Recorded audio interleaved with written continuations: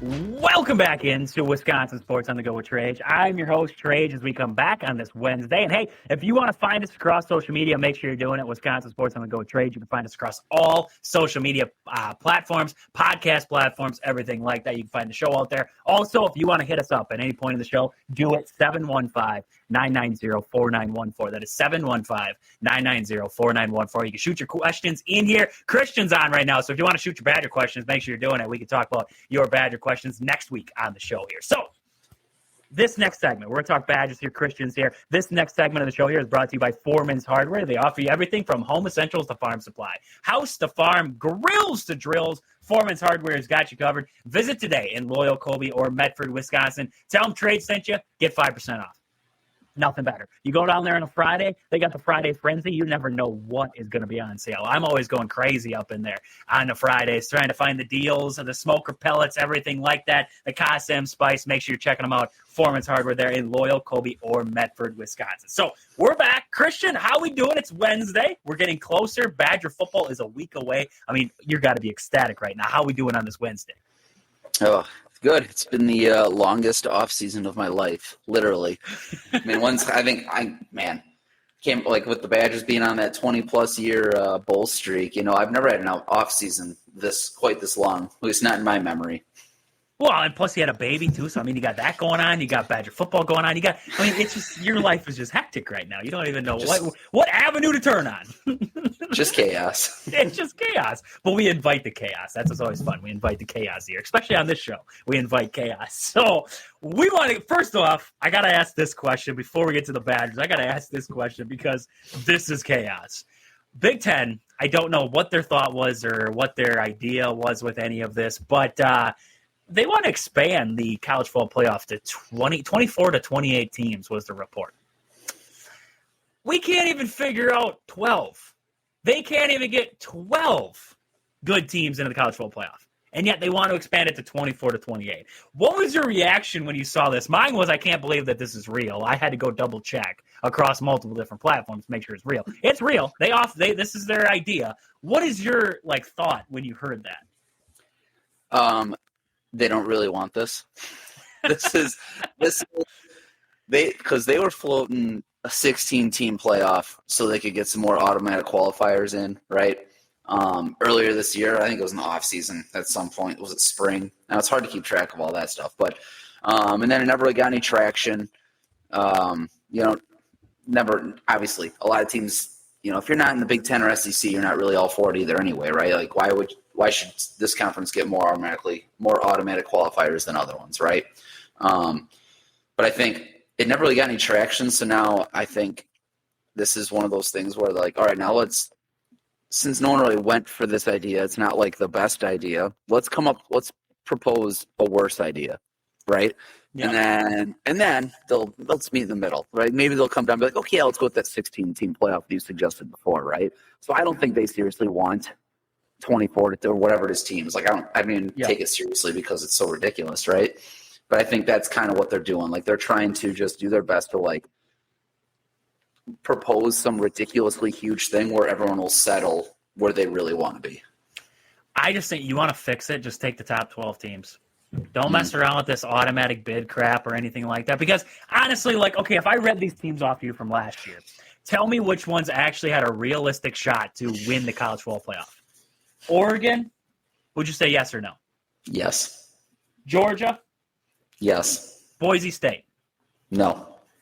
Arizona State? No. 2 of your top 4 teams are no's at winning the college football playoff. Texas? Yes. Penn State? I'm not a big Drew Aller guy, so no, I don't think that they actually would. Not last year. They were hit or miss. They were hit or miss. Yep. I agree. Notre Dame? Not last year. Yeah, I mean, they made it, right? So, Yes. Ohio State? Yes. Probably. Yeah. Tennessee, would they win it for you? No. Indiana? No. Clemson? SMU? Mm-mm. See? So we just went through, we have like 6 of the 12 could realistically win the college football playoff. And it's like, okay, so why don't you just, if you want to fix it, bring in 12 teams that can actually win it. Don't give me the, oh, well, I'm going to add SMU because they won a conference. Well, I get you want to award conference winners, but also if you want to fix what your problem is that you had a lot of blowouts in round one. Yeah. But I think the problem with that, though, is like everyone's going to say the two best conferences are the SEC and the Big Ten. Well, when those two conferences just cannibalize each other, like, what do you go by? Do you go by strength of schedule? Obviously not. You see what Indiana's doing, right? And they poked fun at the SEC, right? But it's, what do you do then if like you got 9-3 Alabama, and then you got 12-1 or 12-0 Boise State, like you look at it and like if you just go by wins, well, Boise State's better than, or not necessarily better, but like their record's better, so you go with them, right? So I mean, I get the automatic qualifier stuff, and like there's always going to be the SEC and Big Ten bias, whether the big media says that there is or not. But which is true. They are the two best conferences. So I mean, but it's hard to like, where do you pick that out? 9-3 teams in the SEC or Big Ten versus Big 12. There's a 2-loss team. Which one do you pick? You almost have to go like college basketball. You have to have a selection committee. You go off strength of schedule because you have a lot of these mid-major teams that have 31 wins, but they're not going to get a 1-4 seed because they're not that good. I mean, I think that's where you have to be at, and then also reseed the darn thing when you get to the second round. So Oregon doesn't have to play Ohio State right off the bat there in the second round. That's not good. Yeah. That's not good. Good TV right there. You want an Oregon, Ohio State to meet later on, not right then. So I mean, I agree. It's so hard to do the fine tuning. I'm glad I don't have to, but I mean, just the proposal that they came out with, it was like, this is odd, right? And a lot of people are blowing up about it. So I mean, there's good stuff there. If you guys have an opinion out there on the college football playoff, make sure you shoot it to us 715-990-4914. We'd love to hear what you got to say about what you think about this playoff format right now. Could you see some changes that you like, anything like that? So let's get to the Badgers. Any final takeaways? Because camp's now closed. They're getting to the final week here. So camp's now closed to the media and everything like that. But takeaways from camp. I mean, just your final takeaways. Were there any final takeaways you had from the last few days that you had accessibility? So I think I made to 3 total practices, including their last scrimmage on Saturday. I think this team has talent, but again, it's all young talent. And they're going to be depending on him this year, whether it's the running backs with Dylan Jones and Darian Dupree, or the linebackers. I mean, we'll talk about them a little bit. You got Christian Allegro and Curtis Tackett, who are both Tackett Curtis, who are both juniors. But then behind them, if I had to say what the 2 deep was, it's a pair of true freshmen. Same with our defensive line is relatively, older guys, but that's because they hit that with the transfer portal a lot. But I mean, just a lot of positions you see, most of the starters are going to be upperclassmen this year, but the skill and a lot of the talents and potential is all in the underclassmen. And I think they're going to be leaning on them a little bit this year, especially with any potential injuries, which there will be because it's football. Yep. No, I can completely see that. So we got to get our position preview. We talked about the playoff expansion for too long. We're already running late already here. So we'll be brief. No, we don't got to be brave. They pay us by the hour. That's all I There you go. So let's get to the position preview tonight here. If you guys missed any of the position previews from weeks past, we've gone the last couple weeks here. So make sure you're checking them out. Wisconsin Sports on the Go Trade. You can find the quarterback talk, running back room, everything like that. You can find it out there. But tonight, we got to get to linebackers, we got to get to corners, and we got to get to the safety and special teams tonight here as we get before next week when we do the preview of the first game there. So linebacker room. I mean, just as a grand scheme of things, who's standing out to you? I mean, who's standing out right now? Is someone rising above the rest of the guys in there? Who stands out in that linebacker room for you right now? So you want to talk edge or do you want to talk middle linebackers? Let's start with the edge. We went D-line last week. Let's start edge, then we'll work to the middle there. Perfect. Mason Rieger. He's the redshirt senior transfer from Louisville. He's going to be good. I think he's going to be a stud for us. I think we talked about him a little bit last week, but I think he stands out. He's going to be probably in my opinion, our best pass rusher on the team. Daryl Peterson, the guy who Wisconsin supposedly beat Alabama out 4 years ago. and he hasn't done a whole lot. Like when I was there, barely noticed him. So I know it's disappointing, right? Yep. But outside of that, on edge, a guy that again stuck out to me as a true freshman, who I think, well, he's an injury away, I bet, from getting snaps, is Nicholas Clayton. Beat out Florida State for him. He's a Florida kid. I don't know how anyone in Florida let that kid get out of that state, but I think he's going to be an absolute stud, like a star. And I know there's a lot of players on the team that have already talked about him and like just his potential and how he's going to be a special one for them. So I think he's going to be a big one. Tyrese Fearbury, he transferred in from Kentucky. He looked pretty good. Aaron Witt, he's been with us forever, but I swear he's hurt every single year, so he really hasn't had a chance, but he's going to be good depth. But then you got Sebastian Cheeks, who transferred in last season from North Carolina. If he's your one of your third string edge guys, you're looking pretty good. So I think edge is probably, hopefully, one of the strengths of the defense. There's not, outside of Rieger, maybe he just doesn't necessarily do a whole lot either, right? Yep. But just outside of him, there's not necessarily one big like star like a Nick Herbig or a TJ Watt, right? But they have depth, and I think from the first string to like second string, there's not a lot of drop off, which hopefully is a good thing, right? But middle linebacker, I think I'm thinking about I'm going to do a positional preview like between end of camp and start of the year, so I got a lot to get out here soon. But one of the things I want to do is like I was thinking about ranking like the positions, the units, like the best units, whatever. And I was throwing around a couple who I wanted on top, but I honestly think I would land middle linebacker 1 or 2. Okay. Christian Allegro and Tackett Curtis, I think could be one of the better linebacking duos in the Big Ten. They're both like, I like to throw around the word psychos on the field. Just they have zero regard for their own body. They're just literally flying around and they just want to lay the lumber on everybody. They brought in Antron Turner. He looked pretty good. But then you got guys like Thomas Heiberger, who was coaches would not stop raving about him last fall as an edge player. But then he got hurt and basically was limited to 4 games and just played special teams snaps all year last year. They moved him inside. But the 2 big guys at middle linebacker are Mason Posa, who was like their top recruit coming in this class. Didn't come in the spring at all, but he's legit. Like he's going to be very, very good. And then they also got oh my God, bad radio here. The in-state kid, Cooper Catalano. He's like the all-time state leading tackler. Like I've heard nothing but good things about him. He is constantly there. So in the scrimmage, I know we're not supposed to like whatever string like, but he was in like the second group on defense. Those two, the 2 freshmen.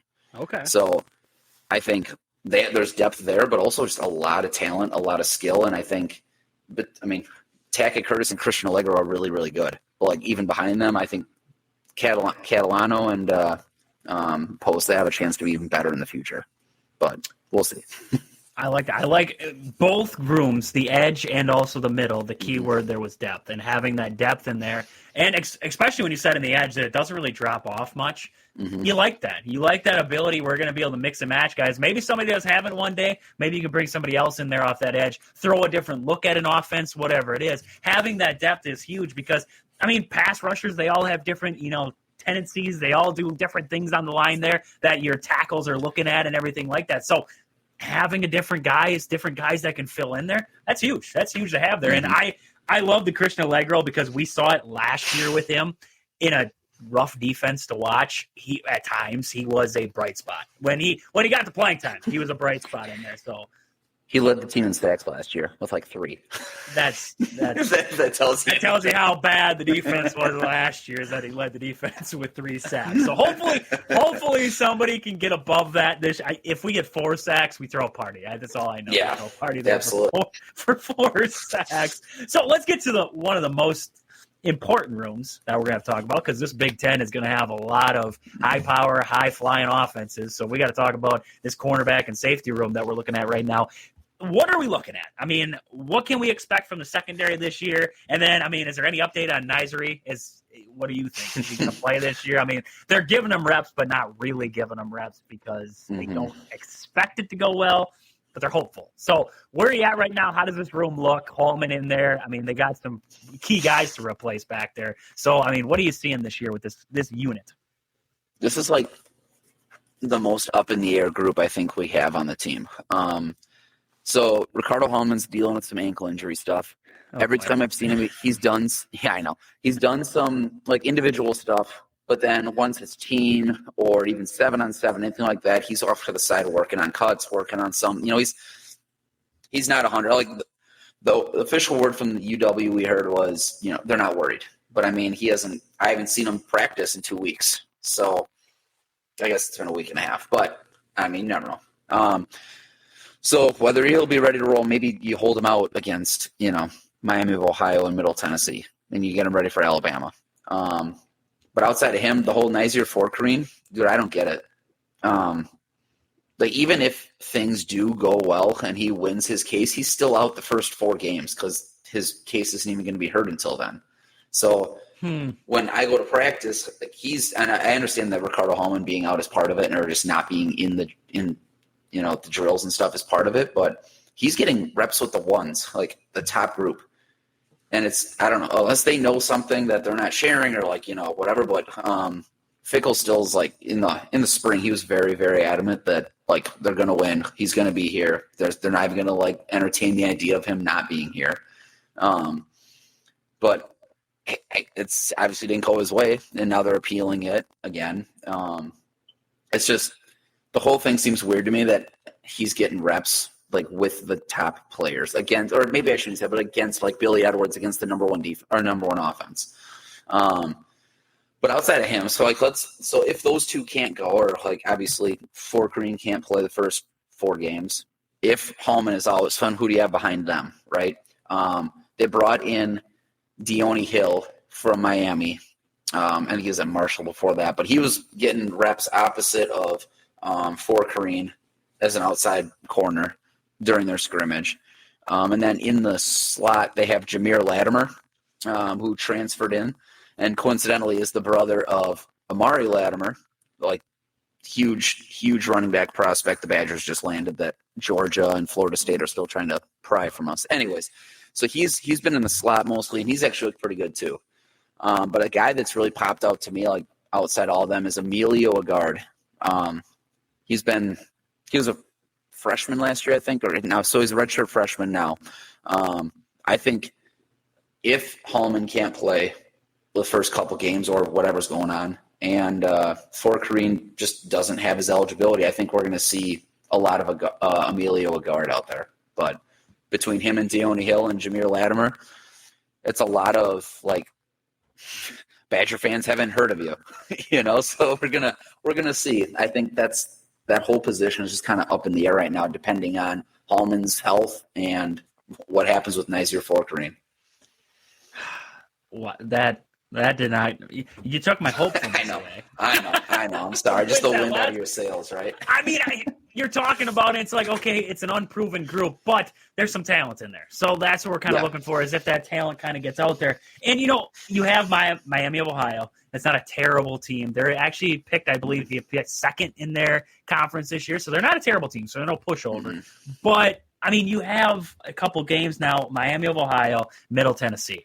If Holman misses week 1 and 2 because you're trying to rest him up for the rest of the schedule, you get over it. You move on from it. Maybe even if he misses Alabama. Because, I mean, honestly, is he going to make that much of a difference in that? Yeah, is he going to make that difference where they're going to beat Alabama? You would hope. I wish, but I don't know. You'd like to say yes. Yeah, I'd like to say yes, but I don't want to also shoot on Badger fans right now and say, it's not possible. I mean, anything's possible. We watched, who was it that year? Western Michigan.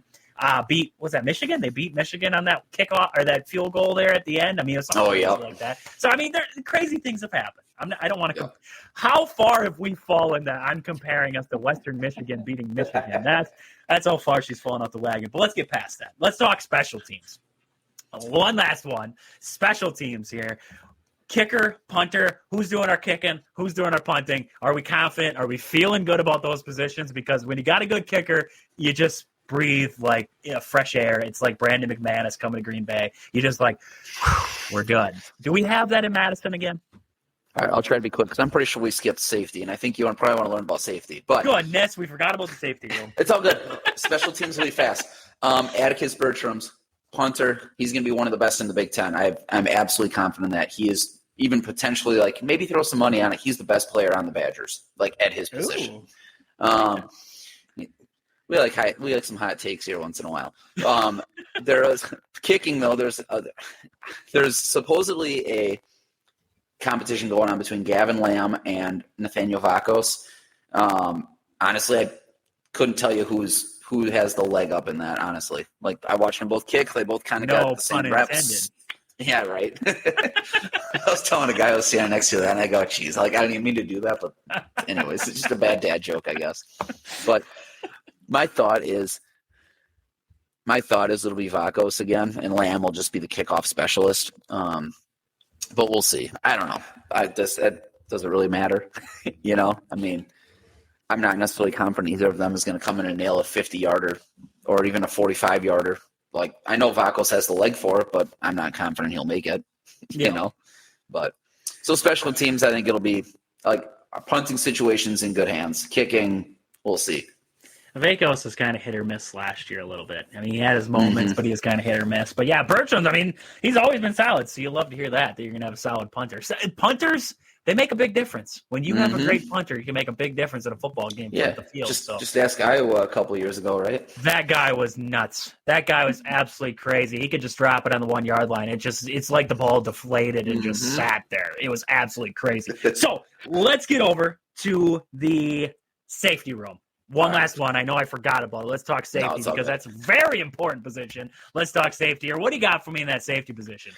Austin Brown and Preston Zachman, I think, will be the two starting safeties, and I think that's a very solid starting two. I know people are toying with the idea of Austin Brown coming down and playing the nickel, but I think Jameer Scott's kind of got that locked up. And why would you want to move Austin Brown off of safety, other than the fact that he played some nickel last year or in the slot? But so I think those will be the top two. But I think I really like the two Matthews that they brought in the transfer portal, Matthew Young and Matthew Trainer. Matthew Young's that kid from Bethel, so he goes from D3 to D1.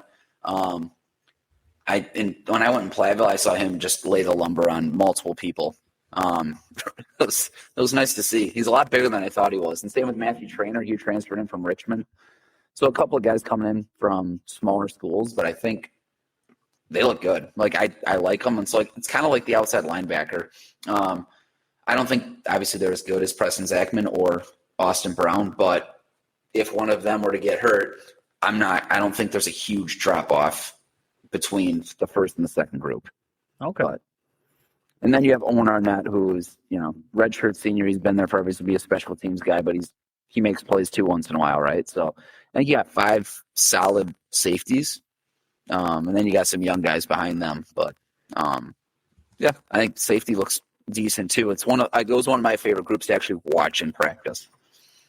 All right. So, I mean, if we take all in all, you look over these last 3 weeks that we've done the position preview, I think the biggest takeaway I've had from everything is there's a lot of question marks yet, but there's a lot of depth. And there's a lot of depth on this team, and I like that. I like having the depth because we know injuries happen. Knock on wood that they don't, but we know injuries happen. We know you're going to play a lot of good teams here. Having that depth, having fresh legs, being able to keep trotting guys out, having problems at positions because you have a lot of depth, talking like the running back room with Dillian Jones, Dupree, and Cade Yakimelli being a pretty darn good back and being number 3. Good problems to have. So, wrap us up here. Wrap us up. Any last thoughts here? Let us know what you're working on there at the Badger Backer. Just let the people know where to find you out there. Yep, you can find me at badgerbacker.com. Feel free to subscribe. I'm going to be trying to kick out a whole lot more in the next few weeks here. But not especially now with football season starting up. But just look at each position, kind of like what we did here, right? Just a little bit of a position preview before the start of the season. And now that I have a little more information from going to a couple practices, but we'll do that. We'll do predictions. We'll do, opponent previews, all that fun stuff that we'll probably do on here too. But just, so badgerbacker.com. Come on over and subscribe. Always great stuff. He's always got great stuff on. I'm trying to share it as much as I can. I mean, there's too. I appreciate it. I got too much stuff rolling across my feed sometimes. I got crazy people talking about the Brewers. I got Cub fans. I got everything rolling across my feed. And then I got Christian. I'm like, this is what I'm looking for right here. This is what I'm looking for. So make sure you're checking them out there. Badger Backer across social media there and badgerbacker.com. So we'll be back after a quick ad break. I think we're going to talk Brewers. I don't know if Kyle's stopping by yet. Like I said, I mean, tonight we got a loaded up show, and I don't know who's stopping by next. So we'll see what happens when we come back from the ad break. Wisconsin Sports on the Go Trades will be right back after this quick commercial break. Welcome back in as we wrap up our number one here on the show. I hope you guys are enjoying your Wednesday so far here. And this next segment here, we're going to hit up the fan zone here. And this next segment is brought to you by Marshfield Motor Speedway, the half-mile paved track just 3 miles west of Marshfield on County Road H. Find upcoming events and races at marshfieldspeedway.com. That is marshfieldspeedway.com here. And this fan zone, the fan zone, is brought to you by Marshfield Motor Speedway there. So the question that I had this week was with the upcoming Badger season right around the corner and with this schedule that they have, I wanted to hear people's opinions. So we got a lot of opinions out there, and I'm going to get to the ones that I saw there on Facebook that I asked a question on. And make sure if you want to, check us out across Facebook. Make sure you follow on Facebook there, and I'll make sure to get to your questions here. Or we'll get to your answers in the coming week. So Jeff over there, he said 4 wins and a new coach by midseason. Wow. Okay. Jeff's not really high on what he sees so far. Dave says they are tied for the nation's 3rd toughest schedule. Yes, the schedule is daunting, and it should be the toughest schedule, if you ask me. Matt says, I think getting to a bowl game is a reasonable goal. I would agree with that. I would 100% agree with that. Getting to a bowl game would be a reasonable goal, especially for a schedule like this. Chad says he is on the hot seat in just a bowl game. I see 4 or 5 wins and Fickle fired. Okay. Maybe 3 wins schedule is brutal, according to Garth.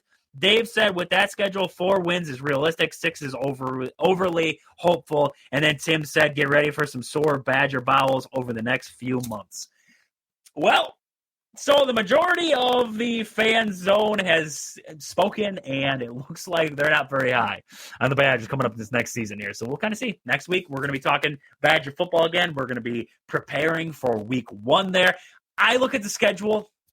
It's a daunting schedule. I think there's some wins on it. I think this Badger team is going to surprise some people. I really do. I think they're going to surprise some people.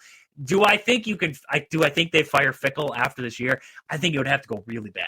I think the locker room would have to look lost again. I think it would have to look really dysfunctional. That's where I'm kind of at with it right now. It would have to look really bad for them to move on from Luke Fickle after this season. If this offensive coordinator hire doesn't work out, I think you have to get rid of him because that'd be 2 terrible picks at offensive coordinator in a row there. So I think you'd kind of be looking at moving on from at that point. But, yeah, so that's kind of where I'm at with that one right now. But when we come back here, we're going to come back. Kyle's going to jump on. We're going to talk a little NFL. We're going to talk a little MLB. And then later on, Umber's going to stop by. We have Brewers to talk about in between there. So we got lots of stuff to get to yet tonight here on the show. Make sure you come back. Wisconsin Sports on the Go Trades. Our number 2 is coming at you after this quick commercial break here.